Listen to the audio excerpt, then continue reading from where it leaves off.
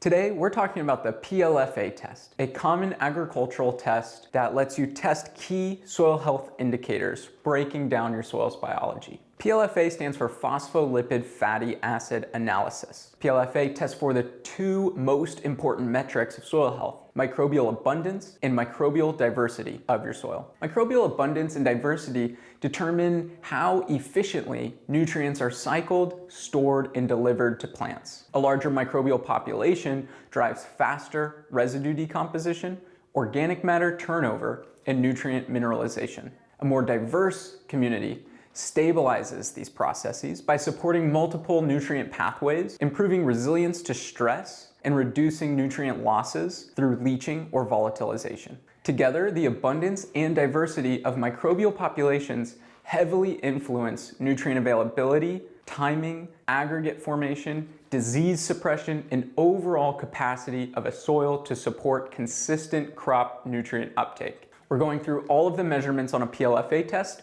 so you know how to interpret this test on your farm. My name's Jack, co-founder of Cultra, a nutrient analytics platform for agronomists and crop consultants. The PLFA test is a snapshot of the living microbial community in your soil, the abundance and diversity of all of the groups of microbes that are working beneath your feet, building your soil's engine to provide everything your crop needs. So when you get a PLFA test, there's going to be two main numbers right at the top of the test. First thing on the report, total microbial biomass, or microbial abundance. It's reported in nanograms per gram of soil. This first number is the sum of all of the identified microbial fatty acids. It tells you how much microbial biomass, microbial abundance, is in your sample.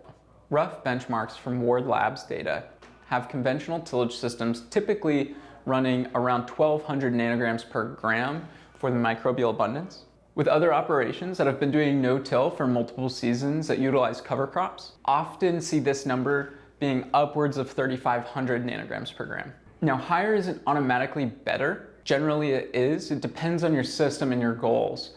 But a low number indicates very limited biological activity and therefore lower amounts of nutrient cycling, slower soil building, and slower decomposition of crop residues. The second number, the functional group diversity index, that's going to be our diversity of soil functional groups. The microbial communities in your soil, how diverse are they? This tells you how many different microbial groups are present and then how evenly distributed that diversity is. And so why does diversity matter? Different groups of microbes do different things. Bacteria cycle nutrients fast. Fungi decompose tougher compounds and build soil structure.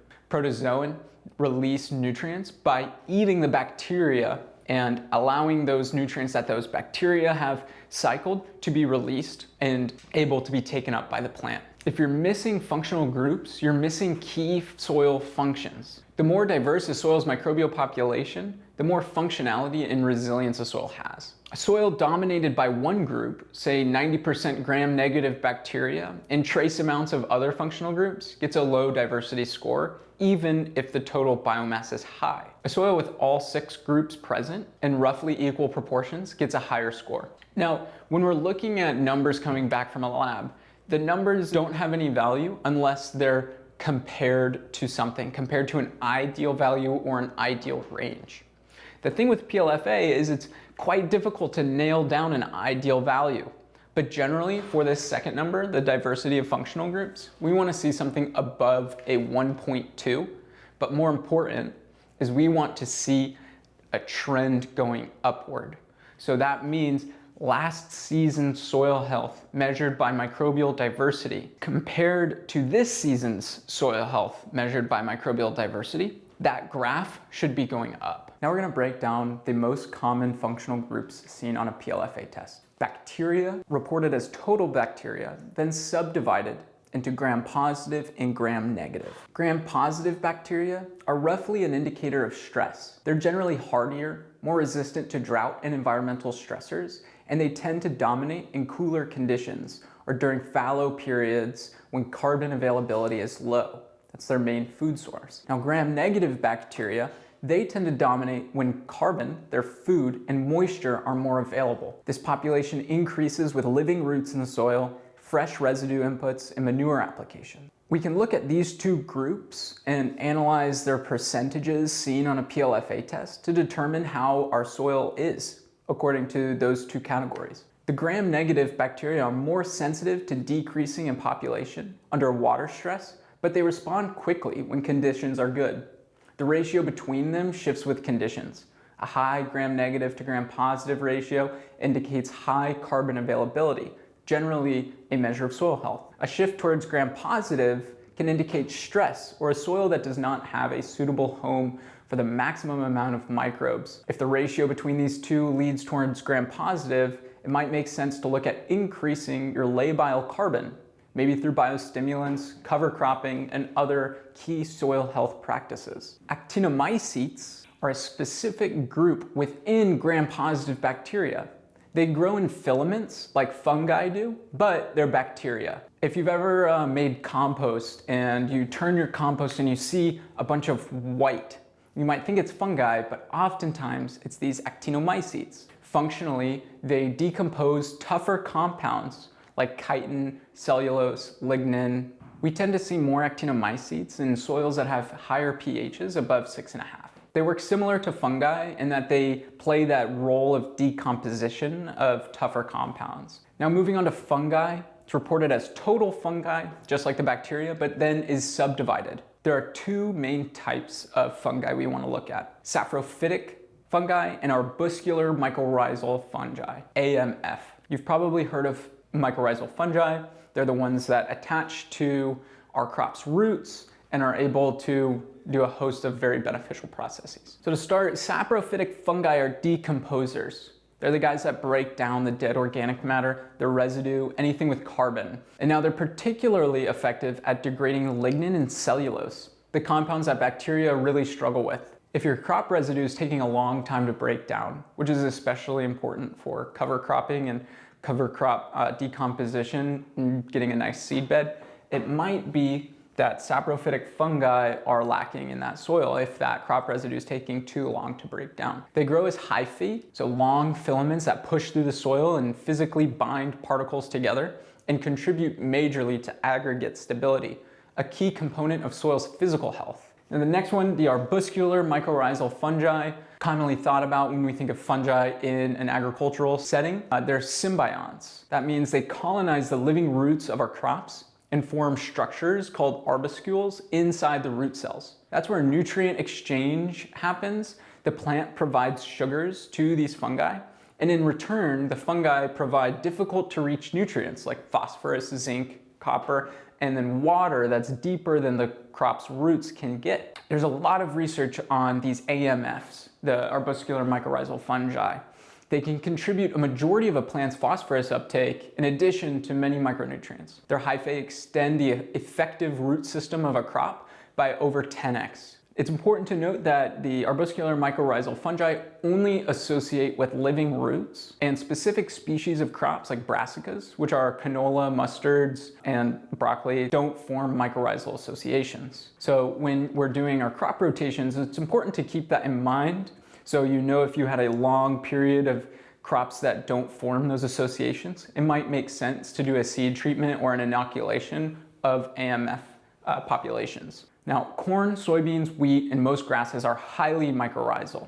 That means they love grabbing onto those crops' roots and providing those crops with more nutrients and water. Something that's really important is the fungi to bacteria ratio. This is one of the most commonly discussed numbers on a PLFA report, the FB ratio. Agricultural soils are typically bacteria dominated. The ratio might be 0.1 or 0.2.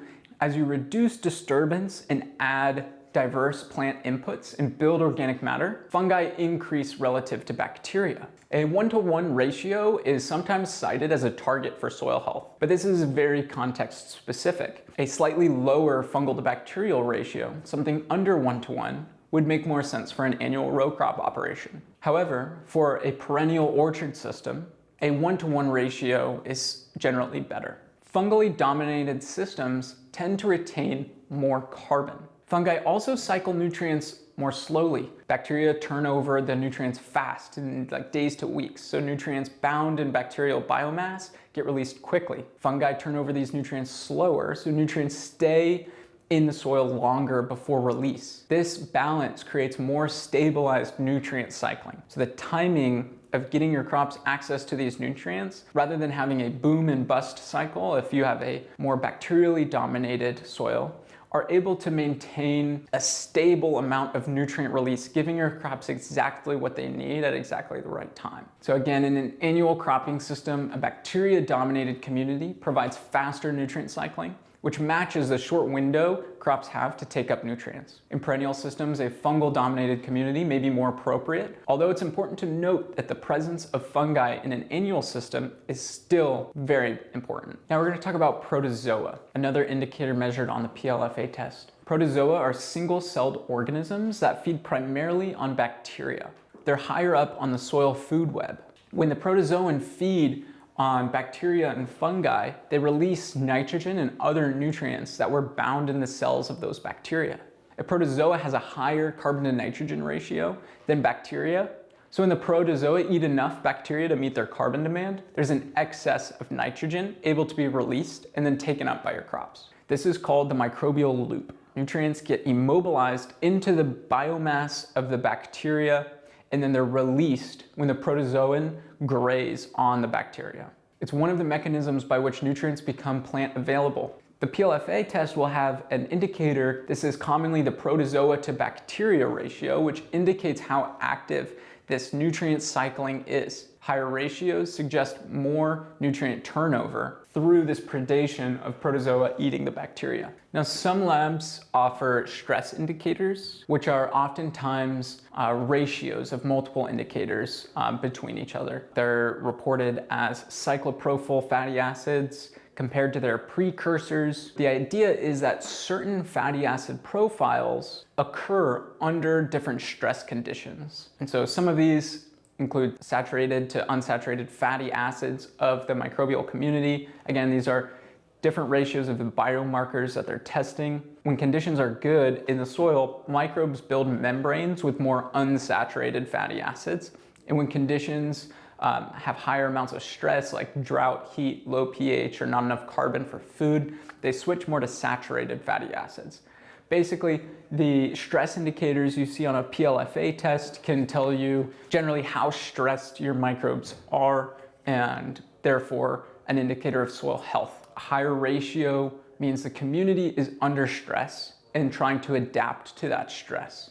A lower ratio of the saturated to unsaturated indicator on that PLFA test means conditions are favorable for maximum growth of your soil's biology. Now, another stress indicator is mono to poly, the monosaturated to polyunsaturated fatty acids. These are kind of difficult metrics to look at, but generally, if we consider them to be stress indicators, it's the best way to interpret these tests. Gram-negative bacteria convert precursor fatty acids into cyclopropyl fatty acids when they stop growing or when the food runs out or conditions turn to be higher stress. High precursor, low cyclopropyl means bacteria are actively growing. So basically, this is like an indicator for soil health and figuring out if your microbes have enough food, water, and living roots to be able to grow maximally. If we have all pre with no cyclo detected, it's generally a good sign. The gram-negative bacteria in your sample were actively metabolizing, meaning they have carbon available for them to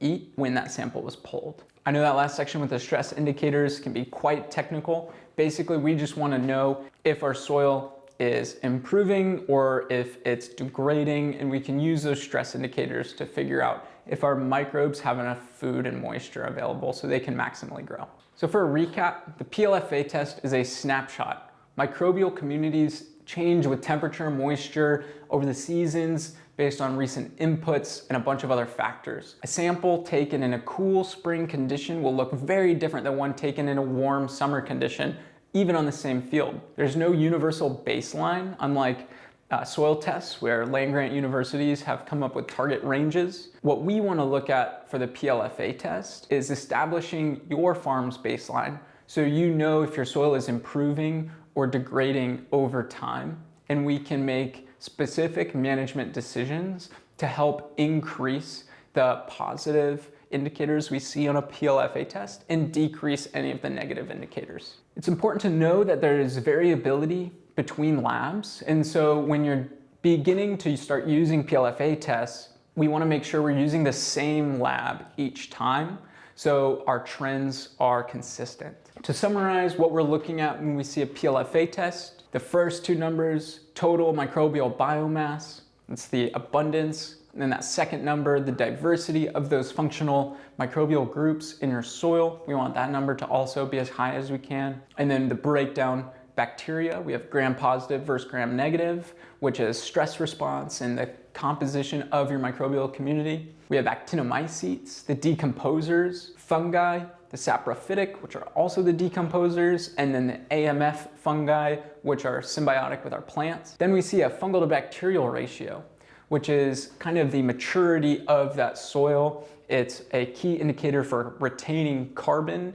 and generally will give you good information on the speed of your nutrient cycling. And then we see protozoan, nutrient release through predation. So again, the protozoan are higher up in that soil food web. They're going to be eating the bacteria and releasing the nutrients bound in bacteria. It's important that we use PLFA in conjunction with other tests. Something like a standard soil health assessment with things like respiration rates, and then also looking at maybe doing a test with companies like biomakers that can break down those functional groups even more to the species of microbes that are in your soil. Again, we want to make sure we're using PLFA to compare management zones and look at trends over time, and we want to stay with the same lab and be consistently sampling at the same time each season. Although I would love to see, throughout the season, the curves of microbial life.